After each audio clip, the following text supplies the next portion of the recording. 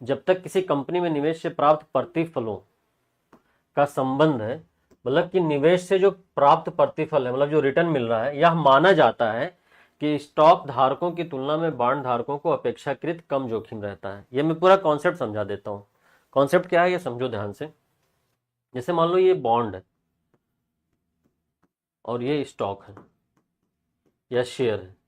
तो बॉन्ड में क्या होता है, एक फिक्स अमाउंट में, यानी एक निश्चित मात्रा में आपको एक रिटर्न मिलता है। जैसे मान लो ये लिखा हुआ है कि 100 रुपये का बॉन्ड है और 10% इस पर इंटरेस्ट रेट है और 1 ईयर इसका मेच्योरिटी पीरियड है, 1 ईयर मेच्योरिटी पीरियड है। तो ये बॉन्ड जो भी खरीदेगा वो कंपनी को 100 रुपये उधार देगा। तो कंपनी को 100 रुपये उधार दे रहा है, अब 1 साल बाद कंपनी उसको 110 रुपये वापस करेगी। कंपनी का इसमें नुकसान हो फायदा हो उससे मतलब नहीं है, जो बॉन्ड धारक है उसको कंपनी 1 साल बाद 110 रुपया देगी। कंपनी के फायदे और नुकसान से बॉन्ड धारक को मतलब नहीं होता है।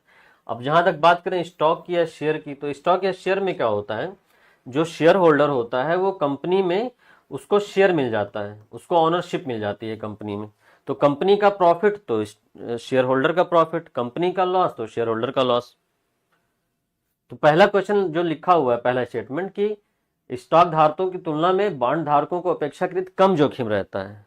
तो स्टॉक धारकों का जोखिम ज्यादा है ना, मान लो कंपनी लॉस में चलेगी तो स्टॉक धारक का पूरा पैसा डूब जाएगा। क्लियर है।